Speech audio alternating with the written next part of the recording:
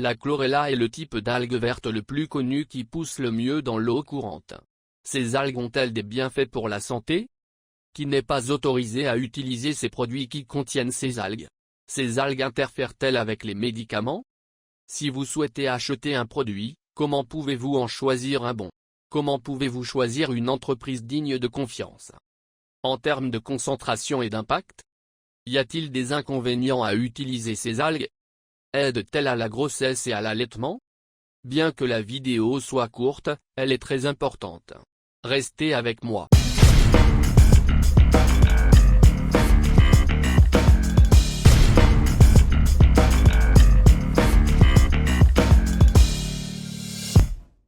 Que la paix soit accordée à vous.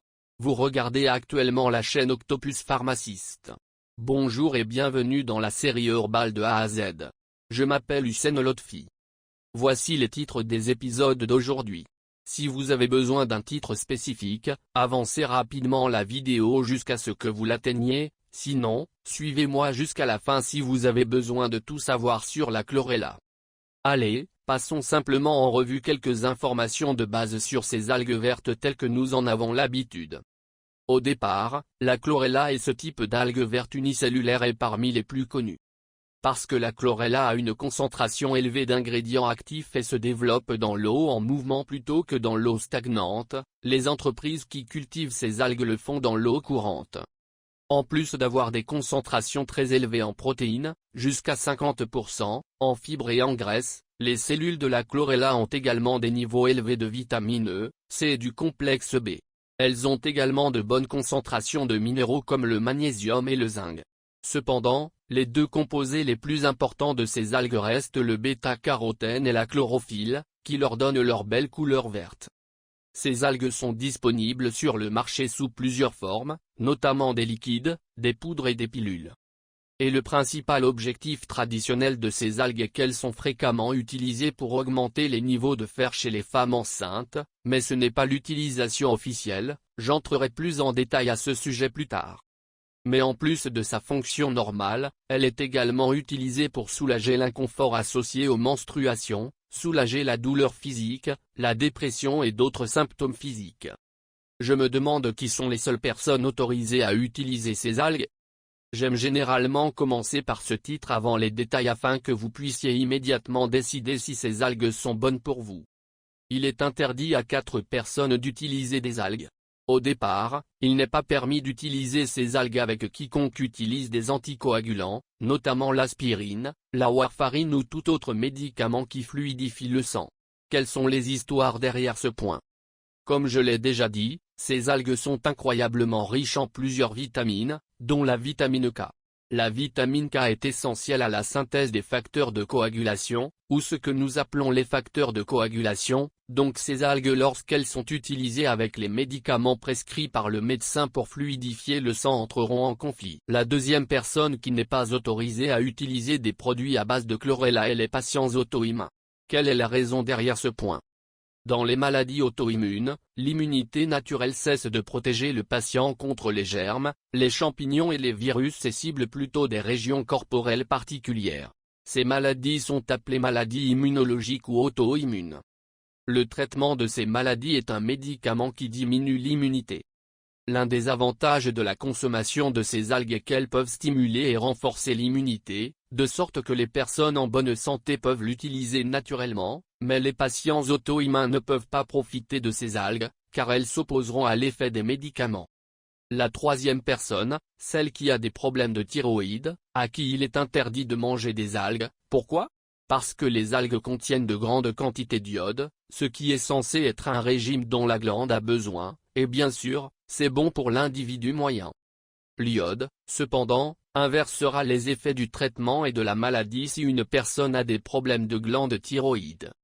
Expliquons ce point. Imaginez avec moi que quelqu'un a une activité thyroïdienne élevée appelée hyperthyroïdie, la glande créera plus d'hormones lorsque le patient consommera plus d'iode, il est donc naturel que ces algues soient interdites aux patients atteints d'hyperthyroïdie. Dans le cas où je traite un patient avec une faible activité de la glande thyroïde appelée hypothyroïdie, ces algues l'aideront. Cependant, ces effets sont temporaires. Pourquoi? Expliquons ce point en bref. Nous avons une glande extrêmement intelligente. Lorsqu'elle trouve une quantité normale d'iode dans le sang, elle commence à absorber l'iode et le transforme en hormone thyroïdienne, L-thyroxine, mais lorsque la glande remarque des niveaux anormalement élevés d'iode dans le sang, elle commence à réduire la quantité de sang qui atteint ses tissus, et finalement, son activité diminue. Et la preuve en est que dans le cas d'une explosion nucléaire, nous distribuons des comprimés riches en iode. Pourquoi ? Pour tenter de réduire l'activité de la glande thyroïde. Lorsque la poussière radioactive atteint la glande thyroïde, elle ne s'y concentre pas et ne provoque pas de cancer. Nous essayons de réduire l'activité de la glande pour la protéger. Ceci explique pourquoi les personnes ayant des glandes thyroïdiennes ne devraient pas utiliser ces algues. La quatrième personne à qui il est interdit d'utiliser ces algues est celle qui les utilise et qui souffre déjà de crises d'asthme et d'asphyxie. Cela est dû au fait que ces algues aggravent et renforcent le système immunitaire, ce qui peut provoquer la réapparition des symptômes de la maladie.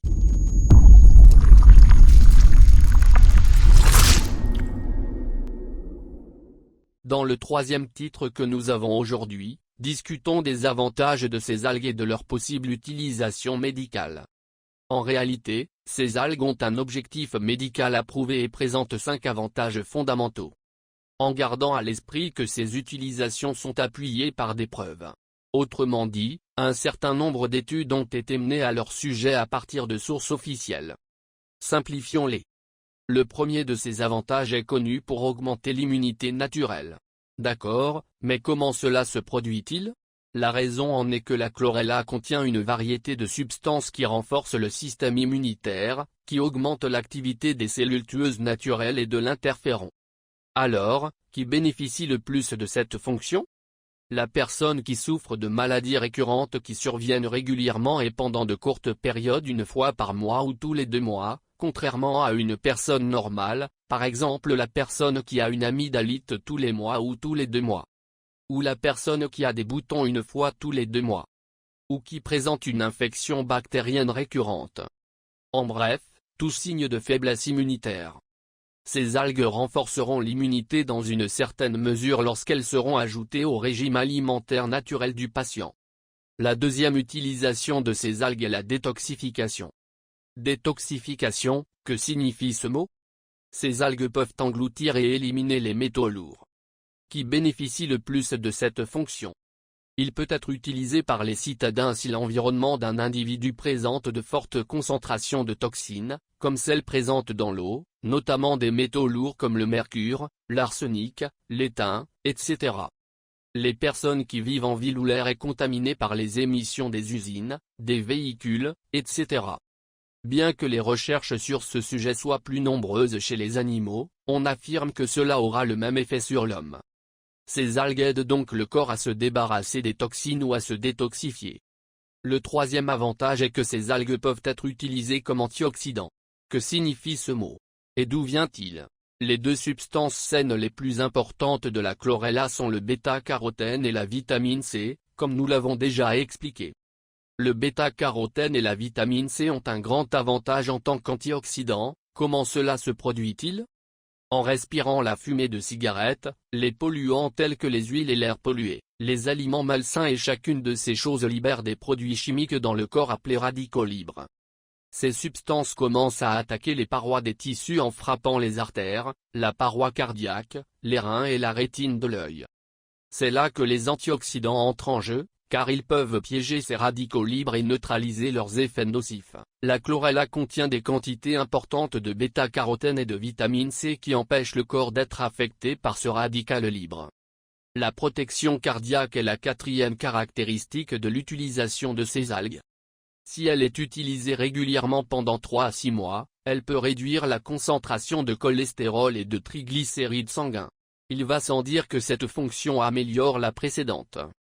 Avec cette fonction, vous pouvez améliorer l'efficacité du cœur, la qualité de vie.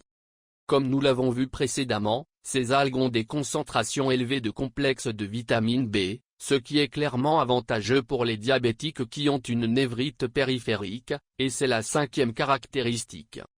Nous pourrions appeler ces 5 choses des avantages. Mais quelle est leur principale fonction thérapeutique ? Quel est le but médical des algues ?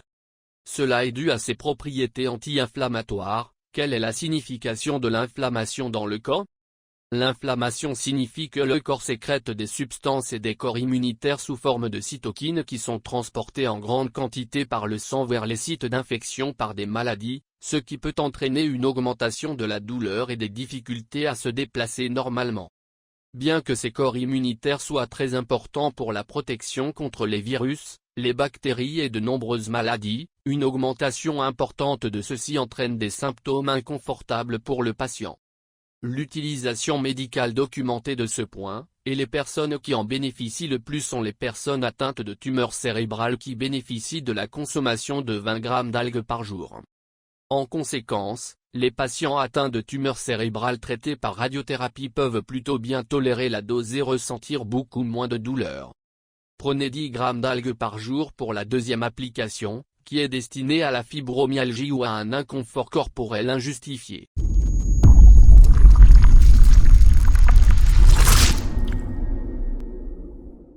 Notre quatrième sujet du jour concerne les avantages potentiels de l'utilisation de la chlorella pendant la grossesse ainsi que l'allaitement. Ces algues étaient utilisées en médecine traditionnelle, comme nous l'avons dit plus tôt avec l'affirmation selon laquelle la chlorella peut aider à augmenter les niveaux de fer chez les femmes enceintes. Actuellement, la FDA est contre cette utilisation car nous ne savons pas quelle quantité de fer constitue un gramme d'algues.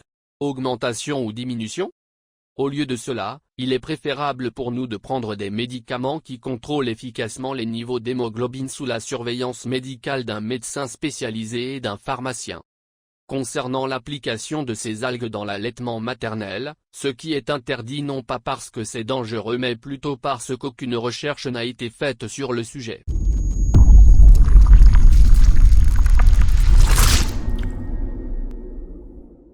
Le cinquième et dernier sujet d'aujourd'hui est celui-ci, si vous êtes finalement convaincu par ces produits et que vous souhaitez acheter ces algues. De plus, vous n'avez pas de condition médicale qui vous empêcherait de les utiliser, et vous aimeriez les tester, et vous ne savez pas comment choisir un produit à forte concentration en principe actif. Et quelles sont les conséquences négatives que l'utilisation de ces produits pourrait entraîner? Enfin, quel moment de la journée est idéal pour utiliser ce produit? Laissez-moi vous aider avec ces points, je vais résumer les points clés. Tout d'abord, confirmez que l'entreprise que vous avez l'intention d'acheter est certifiée. Que signifie certifié? Cela signifie qu'elle affiche le sceau de qualité, comme le signe distinctif GMP, Good Manufacturing Practice. Ou considérez toute pratique ou marque de qualité d'une nation réputée comme importante, comme la garantie que ce produit provient d'une source digne de confiance. Ce qui signifie que cela fera une différence lorsque l'entreprise sera accréditée par des organismes respectables comme l'Union européenne et d'autres.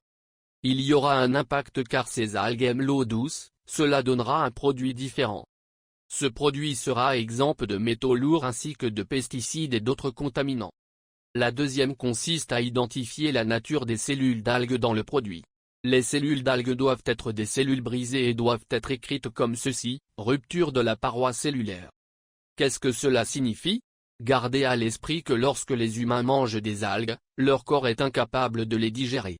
Par conséquent, ils ne bénéficieront pas des principes actifs présents dans la cellule. Les entreprises décomposent les cellules d'algues pour aider votre corps à digérer ces algues. C'est la deuxième caractéristique que je recherche dans un produit. Le deuxième point est de savoir comment utiliser les algues. Gardez à l'esprit 3 idées.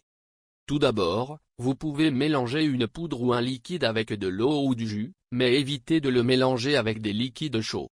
En ce qui concerne le deuxième point, nous commençons systématiquement par de petites doses d'1 à 2 grammes par jour, puis les augmentons jusqu'à atteindre 10 grammes chez les adultes. À moins d'un problème médical, je peux atteindre 20 grammes par jour. Pour les jeunes, cela représente 3 à 4 grammes comme dose quotidienne totale. Cependant, gardez à l'esprit que l'enfant doit avoir plus de 2 ans. Pourquoi augmenter progressivement? La réponse est de prendre en compte les problèmes digestifs que je décrirai dans le troisième point. Utilisez-vous ces algues le soir ou le matin? Cela ne fait aucune différence que ce soit le matin ou la nuit. Puis-je les utiliser avant ou après les repas? Lorsque nous utilisons ces algues, elles peuvent provoquer des difficultés de digestion, donc prenez toujours ces algues avant de vous coucher pour assurer une bonne digestion et un bon sommeil. Le dernier point de préoccupation concernant le produit à base d'algues est la digestion, et pour résoudre les effets négatifs de l'utilisation de ces algues, vous pouvez procéder comme suit. Pour traiter les coliques mineures, les ballonnements et la diarrhée, qui sont les premiers de ces problèmes digestifs, prenez de petites quantités et augmentez progressivement la dose chaque semaine, gagnez 1 gramme de plus pour réduire ces effets, bien que ces effets secondaires puissent apparaître au début et disparaître avec le temps. La possibilité qu'ils se manifestent par une allergie est la deuxième inquiétude. Comme nous l'avons déjà mentionné, j'ai déconseillé de prendre ces algues si vous avez une maladie pulmonaire, car l'asthme ou le cas pourraient être des signes d'allergie. Le troisième, dernier et le plus fascinant sujet est la photosensibilité, qui prétend que l'utilisation de ces algues et l'exposition au soleil sur la peau peuvent provoquer de graves sensibilités cutanées. Par conséquent, l'utilisation de ces algues en plein soleil n'est pas conseillée. Nous avons déjà atteint la fin de l'épisode d'aujourd'hui, dans lequel nous avons discuté des titres les plus importants liés aux algues chlorella. J'espère vous avoir fourni des informations nouvelles et utiles. Si vous appréciez le contenu de la vidéo, n'oubliez pas d'aimer, de partager et de vous abonner pour aider la chaîne et la vidéo. Vous pouvez soutenir la chaîne sur Patreon, PayPal et YouTube. J'espère que tout va bien pour vous. Hussein Lotfi.